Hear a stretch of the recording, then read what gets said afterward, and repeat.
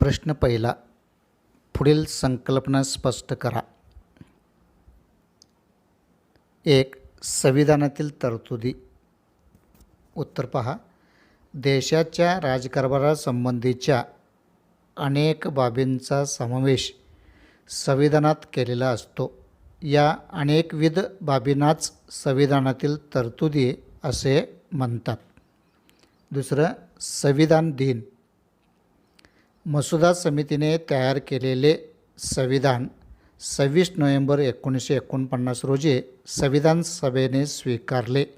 या दिवसालाच आपण संविधान दिन असे म्हणतो. 26 नोव्हेंबर 1949. प्रश्न दुसरा. चर्चा करा. त्यामध्ये 1 पहा. संविधान समितीची स्थापना केली गेली. 1. उत्तर पहा. इसवी सन 1946 पूर्वीपर्यंत भारताचा राज्यकारभार ब्रिटिशांनी तयार केलेल्या कायद्यानुसार चालत असे. दुसरं, 1946 साली भारताला स्वातंत्र्य देण्याचं ब्रिटिशांनी जाहीर केले. तिसरं, स्वतंत्र भारताचा राज्यकारभार ब्रिटिशांच्या नव्हे तर भारतीयांनी तयार केलेल्या कायद्यानुसार चालेल अशी भूमिका भारतीय नेत्यांनी घेतली, म्हणून संविधान समितीची स्थापना करण्यात आली किंवा केली गेली. प्रश्न दुसरा. डॉक्टर बाबासाहेब आंबेडकरांना भारतीय संविधानाचे शिल्पकार म्हणतात. उत्तर पहा. 1.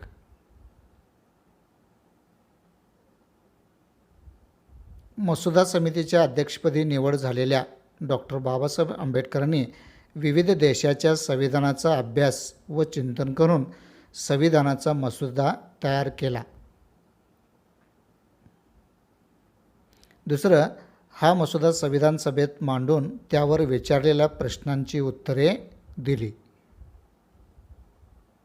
तिसरं, संविधान सभेने सुचवलेल्या सूचनेप्रमाणे मसुद्यात बदल केले. चौथं, संविधानातील प्रत्येक तरतूद निर्दोष तयार करून अंतिम मसुदा संविधान सभेला सादर केला. ही सर्व कामे डॉक्टर बाबासाहेब आंबेडकरांनी केल्यामुळे त्यांना भारतीय संविधानाचे शिल्पकार असे म्हणतात. प्रश्न तिसरा. देशाच्या राज्यकारभारात समाविष्ट असणाऱ्या बाबी. 1. देशाचं संरक्षण व परकीय आक्रमणापासून देशाचं रक्षण. दुसरं, रोजगार निर्मिती व दारिद्र्य निर्मूलन. तिसरं, शिक्षण व आरोग्य सेवा. चौथं, समाजातील दुर्बल घटक, महिला, बालके व आदिवासी यांच्या प्रगतीसाठी विविध उपाययोजना. 5वं, अगदी स्वच्छतेपासून संशोधनापर्यंत अनेक विषय. या सर्व बाबींचा समावेश देशाच्या राजकारभारात करण्यात येतो. प्रश्न तिसरा. योग्य पर्याय निवडा. 1. कोणत्या देशाचे संविधान पूर्णतः लिखित नाही. उत्तर पहा. अमेरिका. ब. भारत. क. इंग्लंड. योग्य उत्तर कुठलं आहे बघा. ड. यापैकी नाही. तर योग्य उत्तर कुठलं आहे. इंग्लंड. इंग्लंड या देशाचं संविधान पूर्णतः लिखित नाही. दुसरं, संविधान सभेचे अध्यक्ष कोण होते. संविधान सभेचे अध्यक्ष बघा. अ. डॉक्टर बाबासाहेब आंबेडकर. ब. डॉक्टर राजेंद्र प्रसाद. क. दुर्गाबाई देशमुख. ड. बी. एन. राव. उत्तर पहा. ब. पर्याय डॉक्टर राजेंद्र प्रसाद. संविधान सभेचे अध्यक्ष डॉक्टर राजेंद्र प्रसाद हे होते. तिसरं, खालीलपैकी कोण संविधान सभेचे सदस्य नव्हते. महात्मा गांधी, मौलाना आझाद, राजकुमारी अमृत कौर, हंसाबेन मेहता. खालीलपैकी कोणते संविधान सभेचे सदस्य नव्हते. अ. पर्याय महात्मा गांधी हे संविधान सभेचे सदस्य नव्हते. चौथा प्रश्न, मसुदा समितीचे अध्यक्ष कोण होते? अ पर्याय डॉक्टर राजेंद्र प्रसाद, ब सरदार वल्लभभाई पटेल, क प्रधान डॉक्टर बाबासाहेब आंबेडकर, ड पर्याय जे.बी. कृपलानी. तर पर्याय आहे क, डॉक्टर बाबासाहेब आंबेडकर हे मसुदा समितीचे अध्यक्ष होते. प्रश्न चौथा, तुमचे मत लिहा. मी माझे मत सांगतो, तुम्ही तुमचे मत या प्रश्नाचं उत्तर म्हणून लिहायचं आहे. शासनाला कोणकोणत्या विषयावर कायदे करावे लागतात? 1. देशात शांतता प्रस्थापित करणे आणि लोककल्याण करणे हे शासनाचे मुख्य उद्दिष्ट असते. म्हणून राजकारभार करत असताना शासनाला पुढील बाबीसंबंधी अनेक कायदे करावे लागतात. त्यातलं एक बघा, देशाचं संरक्षण व परकीय आक्रमणापासून देशाचं रक्षण करणे. दुसरं, रोजगार निर्मिती आणि दारिद्र्य निर्मूलन करणे. तिसरं, शिक्षण व आरोग्यसेवा पुरवणे. चौथं, समाजातील दुर्बल घटक, महिला, बालके व आदिवासी यांच्या प्रगतीसाठी वेगवेगळ्या उपाययोजना आखणे. पाचवं, अगदी स्वच्छतेपासून ते संशोधनापर्यंत अनेक विषय पूर्ण करावे लागतात. दुसरं, यामध्ये 26 जानेवारी हा दिवस आपण प्रजासत्ताक दिन म्हणून का साजरा करतो? उत्तर पहा. 26 नोव्हेंबर 1949 रोजी मसुदा समितीने तयार केलेले संविधान भारतीय संविधान सभेला सादर केले. दुसरं, संविधान सभेने या संविधानाला संमती देऊन 26 जानेवारी 1950 रोजी संविधानातील तरतुदीनुसार देशाचा कारभार चालवणे सुरू केले. 3. म्हणून या दिवसापासून भारताचे प्रजासत्ताक अस्तित्वात आले. म्हणून 26 जानेवारी हा दिवस आपण प्रजासत्ताक दिन म्हणून साजरा करतो. तिसरा प्रश्न, संविधानातील तरतुदीनुसार राज्यकारभार करण्याचे फायदे. संविधानातील तरतुदीनुसार राज्यकारभार करण्याचे फायदे खालीलप्रमाणे आहेत. 1. कायद्याचे राज्य प्रस्थापित होऊन सत्तेच्या गैरवापराला आळा बसतो. दुसरं, शासनाला लोकांचे हक्क हिरावून घेता येत नाही, त्यामुळे जनतेच्या हक्काचं व स्वातंत्र्याचे रक्षण होते. तिसरं, सामान्य माणसांचा शासनावरील विश्वास वाढून त्यांचा राज्यकारभारात सहभाग वाढतो, त्यामुळे लोकशाही मजबूत होते. चौथं, जागतिक शांतता व सुरक्षितता, मानवी हक्क याचे संवर्धन होण्यास पोषक वातावरण तयार होते आणि नागरिकांना आपल्या हक्क व कर्तव्याची जाणीव होते.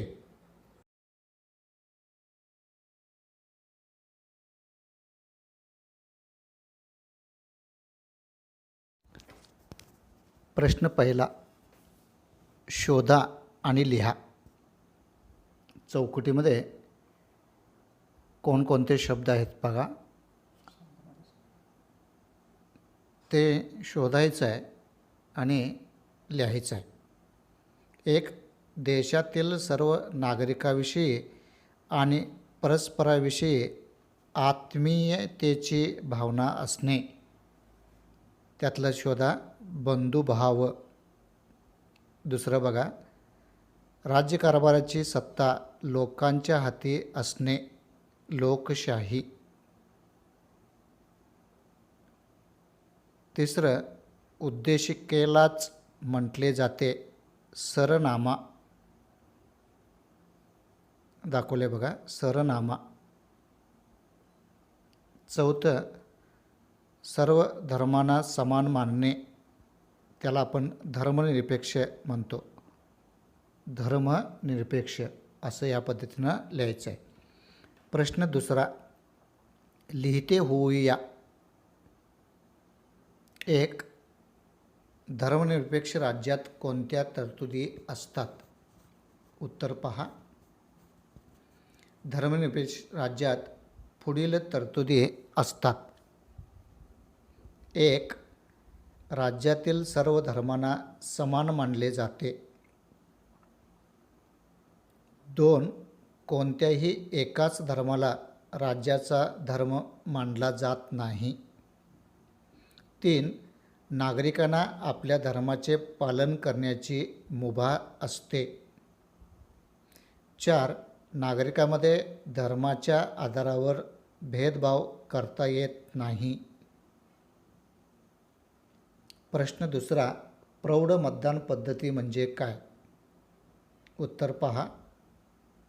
1. वयाची 18 वर्षे पूर्ण करणाऱ्या सर्व भारतीय नागरिकांना मतदान करण्याचा जो अधिकार देण्यात आला आहे यालाच प्रौढ मतदान पद्धती असे म्हणतात.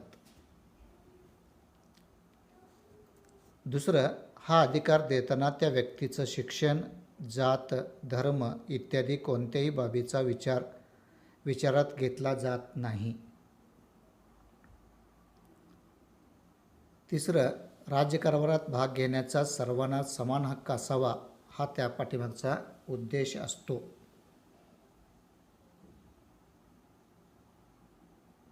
प्रश्न तिसरा, आर्थिक न्यायामुळे नागरिकांना कोणते हक्क मिळतात? उत्तर पहा. भारतीय संविधानाने सर्व नागरिकांना भेदभाव न करता आर्थिक न्याय दिलेला आहे. या न्यायाप्रमाणे प्रत्येक नागरिकाला स्वतःचे व कुटुंबाचे पालनपोषण करण्यासाठी उपजीविकेचे साधन मिळवण्याचा हक्क देण्यात आला आहे.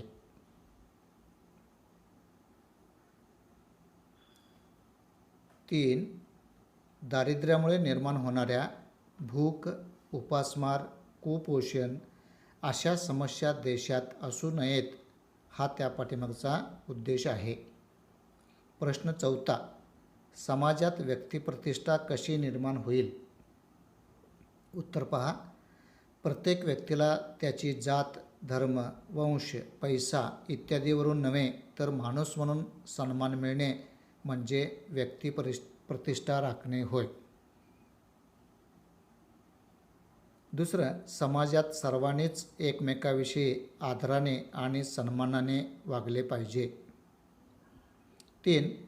जेव्हा प्रत्येक व्यक्ती दुसऱ्या व्यक्तीचा आदर करून तिचा स्वातंत्र्य व हक्काचा सन्मान करेल तेव्हा समाजात व्यक्तिप्रतिष्ठा निर्माण होईल.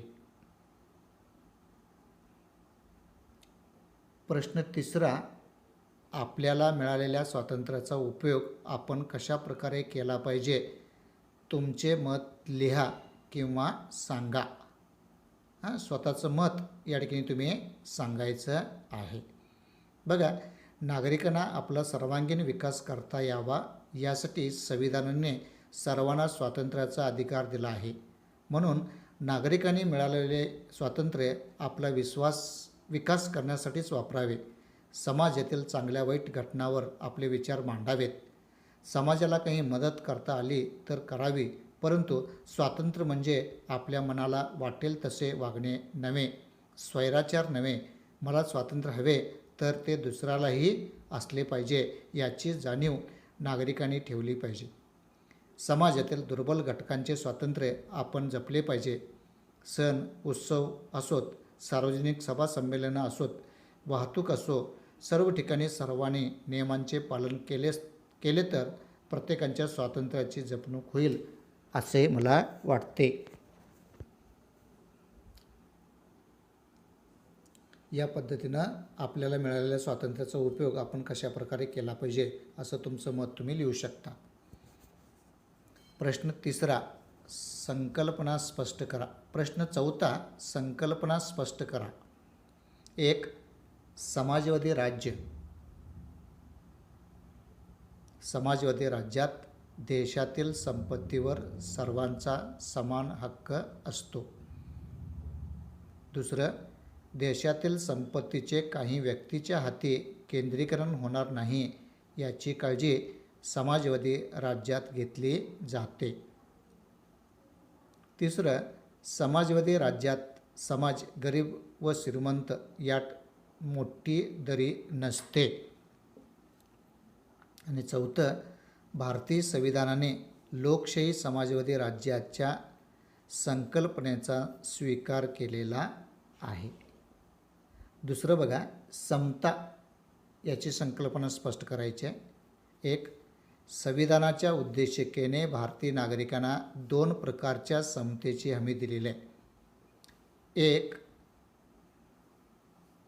जात, धर्म, वंश, जन्मस्थान इत्यादीवर आधारित भेदभाव न करता माणूस म्हणून सर्व माणसांचा दर्जा समान असेल.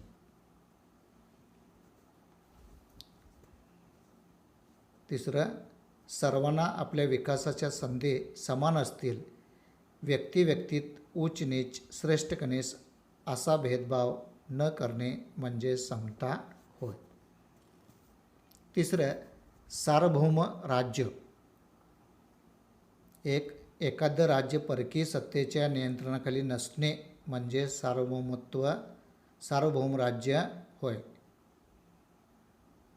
सार्वभौम राज्याला राज्यकारभार करण्याचा सर्वश्रेष्ठ अधिकार असतो. तिसरं, सार्वभौम राज्यात जनता सार्वभौम असून कायदे करण्याचा अधिकार जनतेच्या प्रतिनिधींना असतो.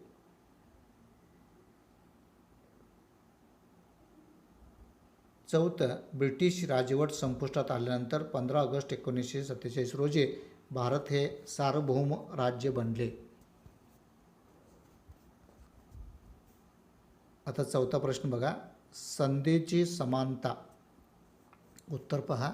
एक, भारतीय संविधानाच्या उद्देशिकेने संधीची समानता हे तत्त्व मान्य केले आहे.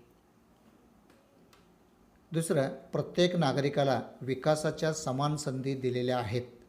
या संधी उपलब्ध करून देताना नागरिकात त्याची जात, धर्म, भाषा, प्रांत इत्यादी बाबतीत भेदभाव केला जाणार नाही याची खात्री दिली आहे.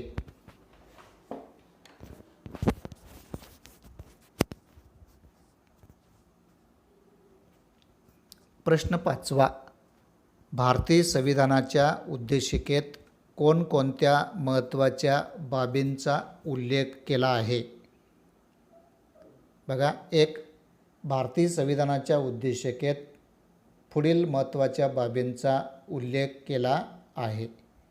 त्यामधलं एक, उद्देशिकेची सुरुवात आम्ही भारताचे लोक या शब्दाने होते, तर शेवट हे संविधान अंगीकृत आणि अधिनियमित करून स्वतः परत अर्पण करीत आहोत या शब्दाने होतो. दुसरं, आपण सर्व भारताचे नागरिक असून आपल्याला न्याय, स्वातंत्र्य आणि समता ही उद्दिष्टे साध्य करायची आहेत याची हमी दिलेली आहे.